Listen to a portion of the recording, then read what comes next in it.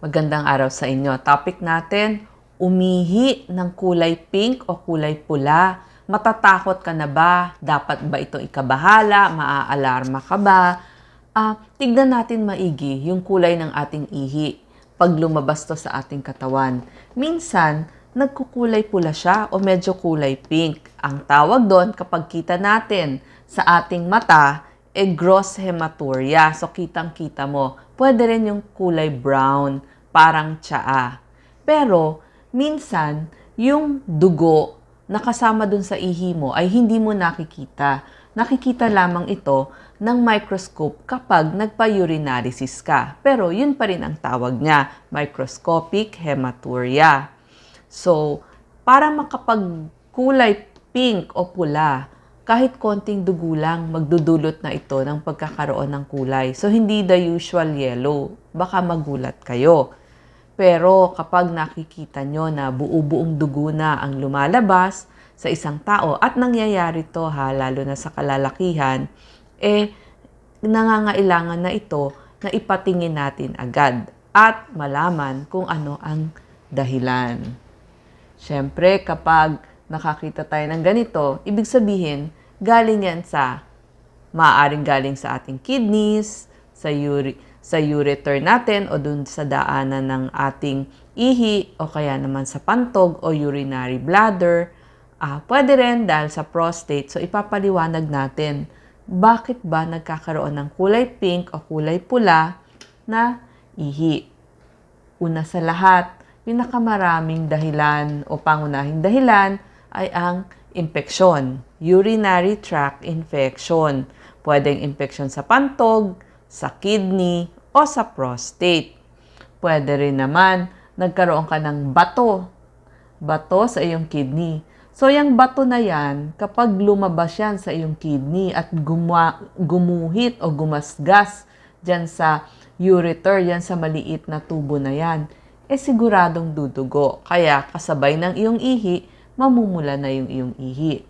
Kapag merong mga tumor sa kidney, pwede din tumor sa pantog o kaya tumor sa prostate, nagkakaroon din ng pagpula ng ating ihi. Alam nyo, kahit one time nyo lang nakita na pumula ang ihi nyo, hanapin na natin ang dahilan kasi baka tumor iyon.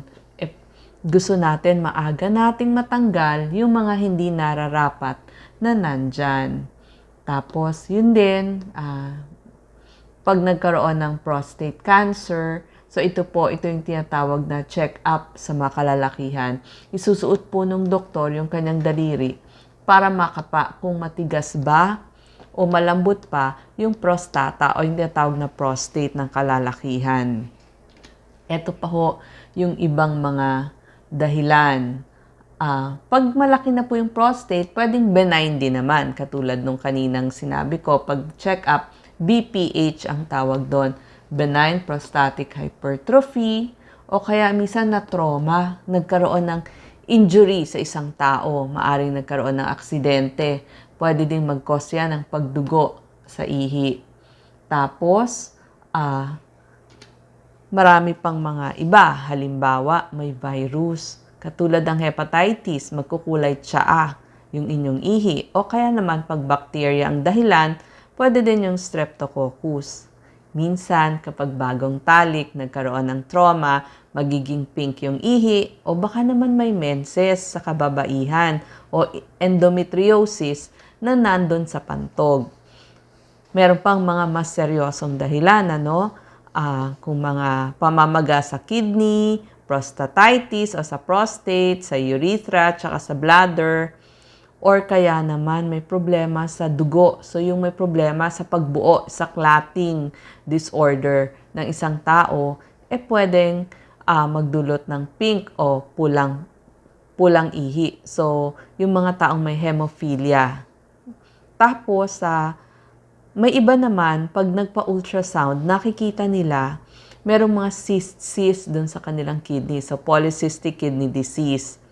Sino naman yung mga pwedeng magkaroon ng dugo sa ihi? So, yung may malalaking mga prostate, yung may bato sa kidneys, at mamaya ay papakita natin anong mga gamot at anong mga pagkain ang pwedeng mag-cause ng pag-pink o pagpula ng ihi. Kapag nakita nyo na yung toilet bowl naging kulay pink o naging kulay pula, anong mga eksaminasyon ang pwedeng gawin? Doon nga sa kalalakihan, pwede yung digital rectal exam, yung kaninang pinakita natin, Ito, pagkapadon sa prostate. Pag naman babae, pwedeng magkaroon ng pelvic exam kasi nasabi ko nga, endometriosis at saka mga iba pang mga sakit ng kababaihan pwedeng sumama sa ihi para malaman lang anong dahilan. Iba pa, mga pwede nating ipagawa. Ito, mura lang po to, urinalysis. 50 to 100 pesos, marami na kayong makikita. Mag-submit lang kayo ng ihi nyo sa laboratorio. Yung sa pinakamalapit na laboratorio, hindi po kailangan lagi sa ospital. Sabayan nyo na rin ng CBC para makita nyo kung nagkakaroon ba ng infeksyon tsaka bumababa na yung red blood cell nyo. Infeksyon, tumataas yung white blood cell. Meron ding ginagawa ang mga urologist, yung sinasabing cystoscopy. Ito merong device na ipapasok para makita yung inyong pantog tsaka yung inyong urethra. So, ang tawag doon cystoscopy, pwede rin CT scan, MRI, gayon na rin yung abdominal ultrasound. Ito, mas hindi masakit yung abdominal ultrasound. Merong mga pagkain, pwedeng magpabago ng kulay ng iyong ihi. Ito, gaya nito. Ito po ang itsura ng beets, pero bihira naman ito sa ating bansa. Mas madalas yung carrots. Pero pag carrots, orange lang naman ang mangyayari. Sa Tagalog, ang tawag dito, remolacha. Pero yung mga faba beans, o kaya yung mga berries, pwede rin magpabago ng kulay ng ating ihi. Pero dito, duhat, tsaka big na yung mga black na berries natin eh. Pag B vitamins naman, pwedeng maging green yung inyong mga ihi. So, yun yung, tsaka yung kinain nyo, baka merong food dye, di ba? Minsan naglalagay ng pangulay. Kasi iba nagugulat, biglang naging purple. Baka naman may dye yung kinain yung pagkain.